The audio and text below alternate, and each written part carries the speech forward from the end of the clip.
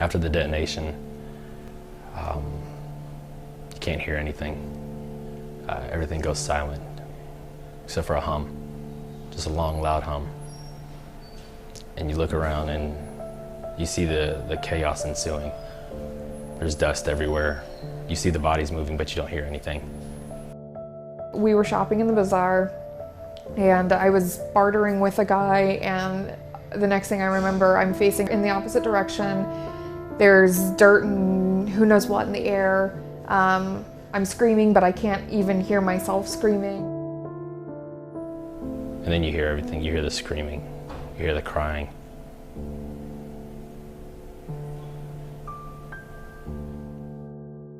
I couldn't find my battle buddy. I had no idea where he went. I'd never, laid eyes on him. Once the explosion happened, I never saw him. All 4 personnel in the vehicle, they were killed. The last one, Staff Sergeant Stiffson, I met him earlier that day. He died while I was doing chest compressions on him. To say you understand, you don't. Like, I saw them carrying somebody's leg, and just some of the things that you've seen, you cannot relate to that. There's not a day that goes by.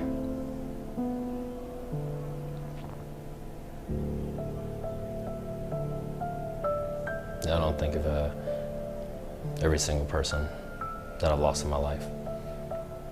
I have 26 stars on my arm.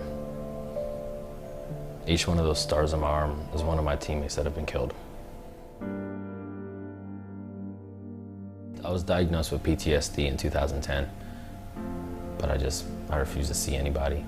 I was officially diagnosed back then, and every time you go to the doctor, like, nah, I'm good, I'm okay.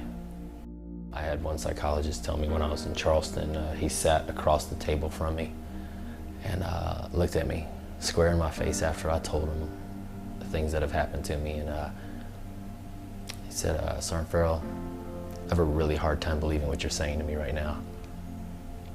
I was just home from a deployment. And, I was like, why is that, sir? And I was already starting to grip really tight, waiting for his answer. And he said, because this doesn't happen in the Air Force. So I have a really hard time believing anything you're saying right now. My boss almost didn't seem to believe that I was really injured until I came back into her office and told her that I had scheduled brain surgery. She's like, oh, you really were hurt, weren't you? I asked to go to treatment because I knew I needed something, more in-depth and more concentrated. And I asked to go to NICO in DC, and that's where they really focus on PTSD and TBI. And I asked her, ma'am, it would be really helpful if I could go, and she wouldn't let me go.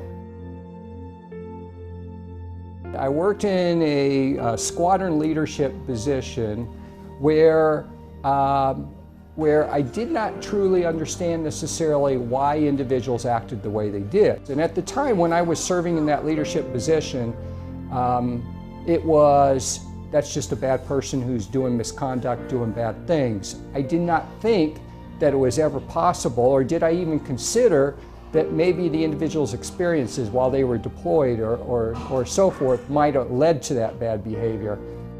How can we better inform the Air Force about PTSD and TBI? And I said, well, a very short-term initiative we could do is similar to the SARC program, where it's mandated you get your briefing at commander's call, and they do it annually. We could have a mental health provider come over to the commander's call and talk about PTSD and not teach them to treat it, but to be aware of what it is. Because what we don't want is an airman to be punished before they got the help they needed. We need to know how to help them first, not punish them first. There's so many out there that go without diagnosis, without treatment. A lot of them end up taking their own lives. A lot of them end up in destructive behaviors. They end up getting separated from the military with dishonorable, with a dishonorable discharge. Unbeknownst to anybody else, that they have underlying issues that should be taken care of. Give them that chance.